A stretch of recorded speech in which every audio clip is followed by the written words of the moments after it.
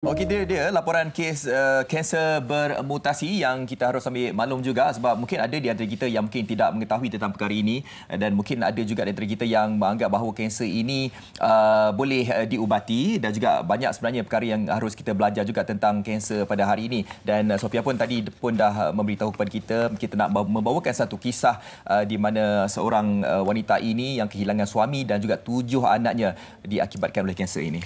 Perjuangan yang saya kira sangat panjang yang sehingga kini berjuang kerana beliau sendiri didiagnos dengan kanser payudara. Dan apa pun kita ingin melihat dan mendengar sendiri apakah yang dilalui oleh keluarga ini dan semoga sedikit sebanyak mampu untuk menguatkan diri kita dan diri mereka untuk terus berjuang. Kita terus memperkenalkan Puan Cik Nursiah Abdul Rashid sebagai neneknya, Puan Cik Nur Alia Wahidah Abdul Latif, Halif Hayan Effendi Irfan Effendi. Ya, saya. Ya, dan juga ibu kepada Hayan, Puan Mimi Zarina Omar, dan juga di sebelah sana Profesor Nur Aisyah Muhammad Taib, Pengarah Institut Penyelidikan Kanser UM dan Perunding Kanan Pakar Bedah Payudara. Assalamualaikum semuanya. Waalaikumsalam. Terima kasih meluangkan masa pagi ini. Kami ada banyak persoalan lah. Mungkin kita mulakan dulu dengan perkongsian Cik Nursiah sendiri sebagai seorang yang telah melalui begitu banyak perit duka, perjuangan yang berterusan. Mungkin ceritakan permulaannya bagaimana ini bermula, bagaimana dapat dikesannya ada kanser ni dalam keluarga Puan. Bermulanya kisah duka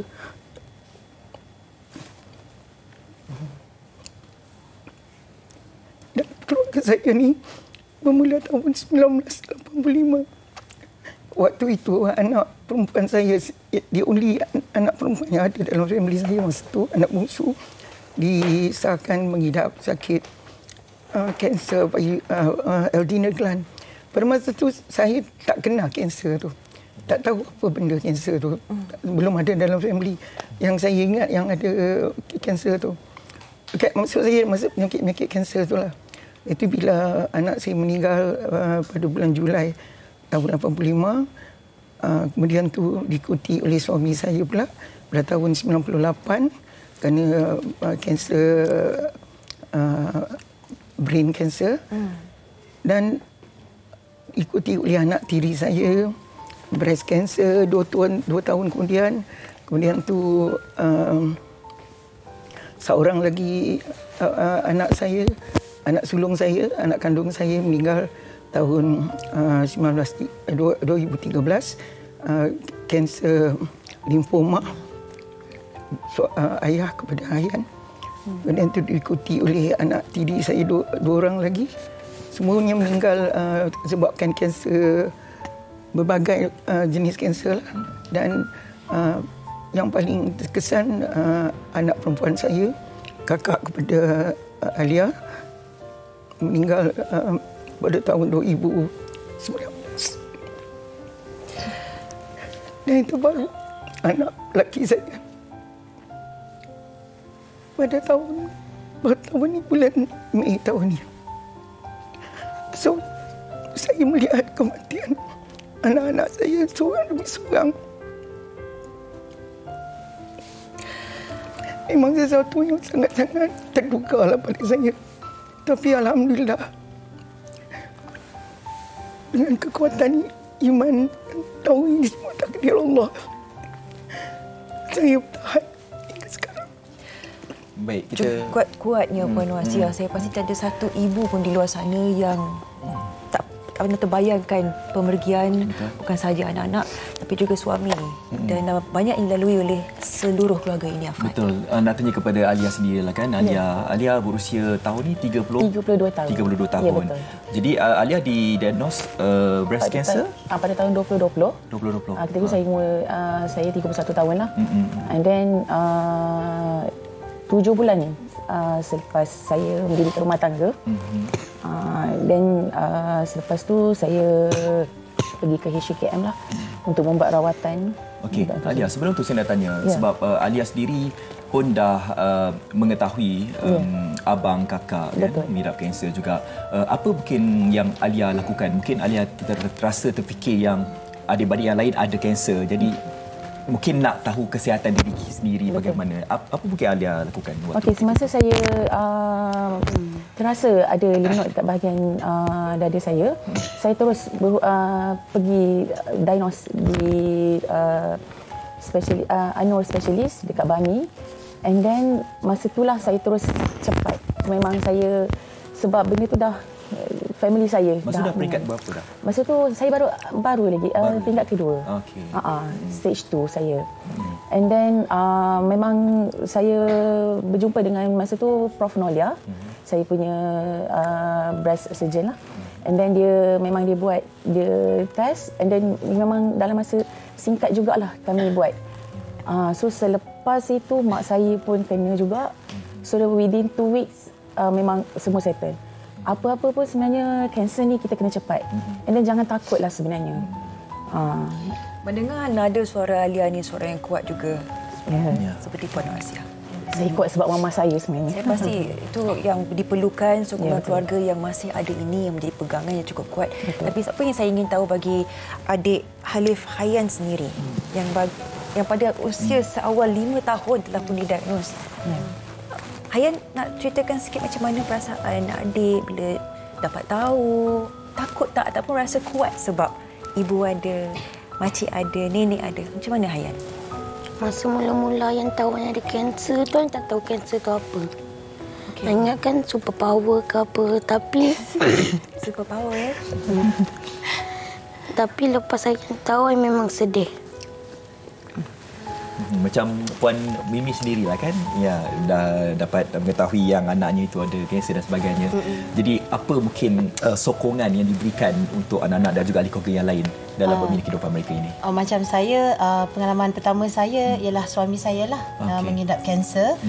So selepas kematian beliau pada 2013, 2 tahun selepas tu Hayan pula didiagnos dengan kanser limfoma. So for me, my preparation tu dah ada dah, sebab kita dah ada pengetahuan kan, kita dah ada kita faham apa kanser tu. So untuk Hayan lebih mudah lah. And then untuk saya, kadang-kadang kita anak-anak ni kita selalu rasa dia orang tak faham.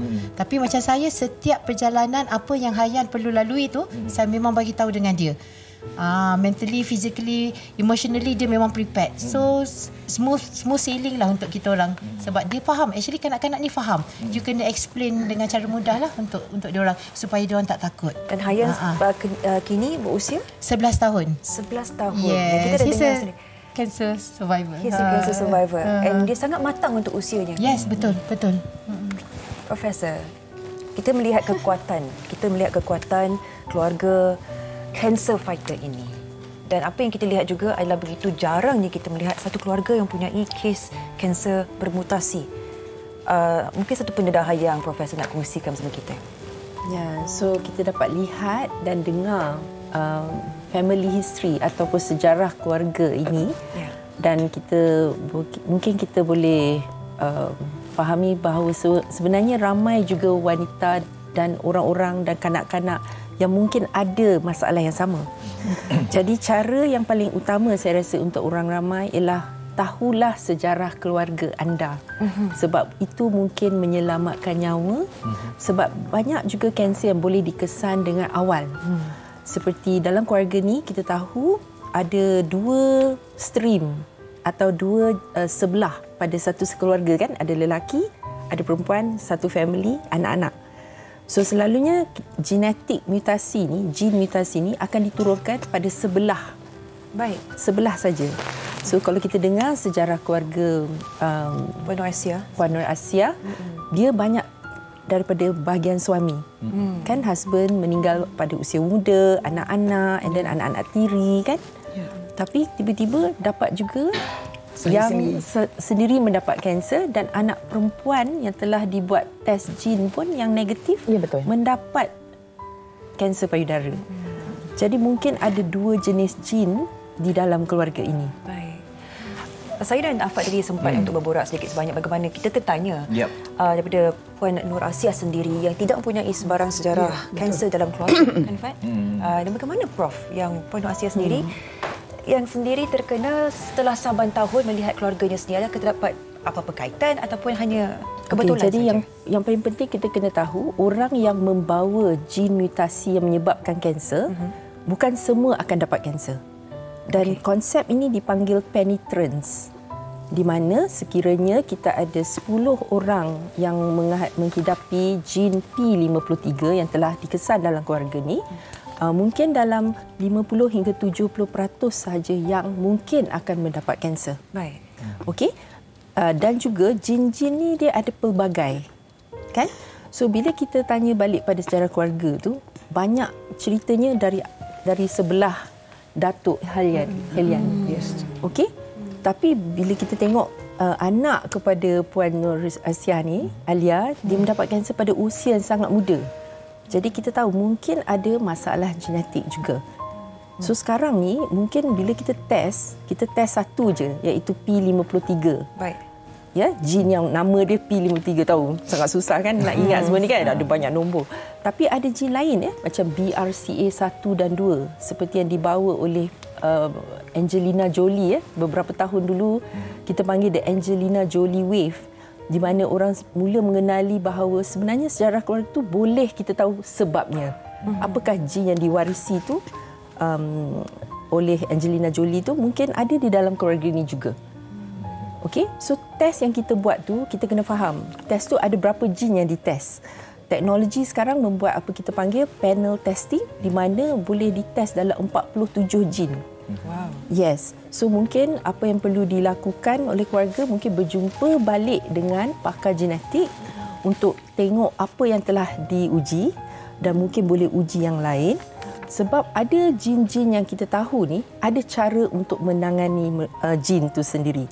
Macam mana nak tangani risiko mendapat kanser untuk orang yang membawa jin tersebut. Baik. Okey, itu kita dah cerita berkenaan dengan genetik dan kita pun bercakap tentang bermutasi. Mungkin ada di antara kita penonton macam terfikir macam kita dah buat penyelidikan, kita dah buat research, kita dah jumpa dengan doktor dan kita sedar bahawa kita ni pembawa ataupun kita ni ada genetik ataupun kita ni ada mutasi yang kebarangkalian boleh terkena dengan orang-orang lain. Kan, mungkin berada di sekitar kita sebagainya.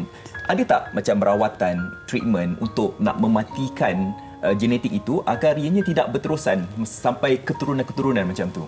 Okey, so number one, mungkin kita kena clarify dulu ya. Apakah ujian genetik? Kalau kita pergi Facebook, ada banyak jenis ujian genetik. Jadi kita jangan tertipu dan ambil test-test begitu sebab banyak test ni direct to consumer. Maksudnya dia terus, siapa-siapa pun boleh beli kan? Tapi sebenarnya apa proses yang perlu diketahui ialah proses genetic counselling. Di mana ada orang yang bertauliah untuk memberi kaunseling berkenaan informasi, sebab informasi kompleks. Sangat kompleks kan? Macam kalau kita nak bincang ni macam susah kan nak kupaskan benda tu kan. So genetic counselor perlu ada dalam proses tersebut ataupun doktor pakar yang telah dilatih untuk buat genetic counselling ni. Okey? So itu perkara pertama saya rasa orang ramai kena tahu. So kalau nak buat genetic testing, jangan buat yang di Facebook atau di Instagram atau dan apa-apa sebagainya. Jumpalah pakar genetik. Okey? Macam mana kita nak matikan jin ni macam you kata kan? Well, banyak teknologi yang sekarang ni sedang dibuat. Seperti kita panggil genetic engineering ya. Ada macam-macam begitu. Tapi ini semua dalam kajian sahaja. Belum di dalam clinical practice. So dalam clinical practice, apa kita buat ialah risk assessment, siapakah orang yang perlu dites ujian jin ni. Dan proses itu selalunya dikendali oleh pakar kanser. Seperti macam saya, pakar bedah payudara ya. Dan juga pakar kanser kanak-kanak. Mereka akan tahu dari sejarah keluarga tu perlu tak buat ujian genetik tersebut. Okey? Dan keduanya ialah macam mana nak menangani risiko kanser pada seseorang itu. Okey, dan ketiga, adakah perubahan jin ni membantu dalam rawatan? Okey, saya mungkin bawa kepada satu example breast cancer lah ya. Kanser payudara. Sekarang ni ketiga-tiga benda ni penting untuk rawatan kanser payudara. So yang pertama tadi, siapa yang perlu membuat ujian jin sebab dia boleh mengurangkan risiko masa depan. Nombor dua, adakah dia perlu buat untuk rawatan? Dan sekarang ada rawatan yang spesifik untuk orang yang membawa jin BRCA 1 dan 2. Okey. Dan juga jin-jin lain dan dipanggil HRD genes. Okey. So test-test ni sekarang sudah berada di dalam clinical practice pakar-pakar kanser. Jadi dulu-dulu memang susah kan nak dapat test jin tu kan? Betul tak? Baik. So macam mana orang ramai nak dapatkan ujian jin ni? Jadi untuk pengetahuan semua, benda ni jangan buat di direct to consumer. Macam saya kata tadi, pergilah jumpa doktor yang bertauliah. Dan di Malaysia sendiri, kita sedang berusaha untuk cara memberi education kepada pakar-pakar kita supaya mereka boleh membuat ujian jin tersebut. Baik. Tanpa memikirkan cara macam mana nak dapatkan genetic counselling. Sebab pakar genetik di Malaysia tak ramai. Boleh kira dengan 10 jari kita. Itulah yang perlu diingatkan dari masa ke masa dari inisiatif Profesor sendiri ya. Begitu banyak institusi yang ingin mengingati bahawa terdapatnya mutasi seperti ini, tapi apa yang saya rasa kita ingin raikan adalah kekuatan keluarga ini khususnya. Bagi Puan Aisyah sendiri ya. Apa yang dinasihati oleh Puan bertahun-tahun ini kepada semua anak-anak termasuk Alia pada ketika ini yang punya keluarga beliau sendiri. Macam mana untuk meneruskan kekuatan itu? Ya, bohonglah kalau saya kata saya tak affected by all this kematian-kematian ni kan. Seperti 2-3 tahun sekali seorang pergi, 2-3 tahun seorang sekali. Daripada ramai anak-anak saya yang ada itu, saya tengok tinggal seorang ni je. Kan? Memang teruklah. Tapi saya percaya kita kena positif dalam hidup. Kita tahu semua ni adalah takdir yang telah Allah tuliskan sebelum kita lahir lagi. So walaupun saya tak menjangkakan saya akan terlibat dengan kanser ini, tapi itulah hakikatnya. Sekarang ni saya tengah menghadapi berbagai-bagai jenis kanser, kehilangan anak-anak dan suami dengan sebab kanser. So sekarang ni saya cuma cakap kepada anak-anak saya, serahkan kepada Allah. Biarlah dia yang tentukan. Kita jangan memikirkan sama ada hidup mati, sebab orang mati tak tunggu kanser. Apa-apa penyakit pun kan, orang yang sihat pun meninggal juga. So apa yang saya cakap kepada anak saya, be positif. Tengok benda ni daripada sudut yang positif. Be happy, buat apa yang kita nak buat, kita buat. Mati, hidup mati tu serah pada Allah. Itu yang saya cakap pada anak saya. Kita jangan takut. Hidup dan mati itu kita serah pada Allah. Tapi Ya, sebab kita ada maksud saya kekuatan. kalau kita ada, macam saya suka berkebun, saya teruskan berkebun. Pagi-pagi lagi saya ada berkebun. Macam macam Hayan suka buat Lego, dia suka bentuk Lego, bermacam-macam jenis Lego dia buat. So saya kata buat kan itu. Jadi you tarik, you alihkan fikiran you daripada memikirkan you ni pesakit, kesedihan-kesedihan yang ada, sebab you tak boleh melawan takdir. Betul. So serahkanlah kepada Allah. Sebab orang yang ada kanser ni memang betul-betul, orang cakap kanser survivor kan, mereka harus ada satu perasaan yang kuat kan untuk melawan, dan juga sokongan daripada keluarga tu amat penting sekali kan. Jadi macam Alia sendiri, bagaimana dengan kesihatan Alia sekarang ni dan apa treatment yang Alia buat sekarang ni untuk So far, Alhamdulillah, saya telah habis buat kemo, 6 cycle dah habis. Dan sekarang ni saya tengah buat rawatan susulan lah, bersama Dr. Mafuah, pakar onkologi. baik. So dan macam mana saya ni is kita macam mana pun memang betul lah. The first thing is kita positif lah. Dan saya pun bersyukur lah. Kerana sebenarnya bila dilihat balik, sebenarnya keluarga kami ni Allah sayang. Kan bila Allah sayang, itulah Allah bagi ujian pada kami. Dan ia juga saya selalu bercakap pada diri, ni sebenarnya ujian ni sebenarnya adalah satu rezeki sebenarnya. Rezeki kerana Allah nak bersihkan dosa-dosa kita kan sebelum kita nak menghadap kepada dia, daripada macam mana daripada kita tiba-tiba kan sudden death ke kan, kita tak boleh nak buat apa. So benda tu macam peringatanlah kepada Allah, dan saya sangat bersyukurlah walaupun ujian yang diberi ni menjadikan keluarga saya ni boleh memberi orang kata inspirasi kepada pesakit-pesakit di luar sana juga kan, akan terus harungilah. Sebab hidup ni sekali je. Nak macam mana sekali pun kita tetap kena hadap juga. Betul. Kan kita tak ada pilihan. Sebab ini ada pilihan Allah kan buat kita. Dan akhir sekali kau boleh tak dengarkan suara adik Hayan ni. Saya tengok Hayan ni walaupun dia senyap saja tapi dia memerhati, dia mendengar. Tak sekolah kan? Sekolah hari ni. Hayan ni kuat tau. Hayan nak besar ni jadi apa cita-cita? Nak jadi chef. Jadi chef. Wow. Saya rasa inilah yang mereka ada, kekuatan ini yang kita raikan. Terima kasih sudi datang ke CMHI berkongsikan cerita ini. Kami mendoakan agar ialah segala urusannya, segala ulang-alik ke hospitalnya akan berbuah hasil dan semoga betul-betul bebas kanser satu hari nanti, insya-Allah. InsyaAllah, amin. Jadi kita doakan semoga semuanya kembali sihat, dipanjangkan usia kepada semuanya kan. Jadi anda kata kalau kita seperti mana Prof, saya ambil lah apa yang Prof katakan tadi kan, sebab kita mungkin tidak tahu salah silah daripada keluarga kita. Betul. Kan, ada kanser dan sebagainya. Kalau boleh tu mungkin kita boleh berjumpa dengan pakar untuk kita nak memeriksa anda kata kalau kita ni pembawa gen untuk kanser ini, dan yang paling penting perlu jumpa doktor yang bertauliah dan kita jangan sembarangan saja kan nak bercakap tentang kanser ini. Okey.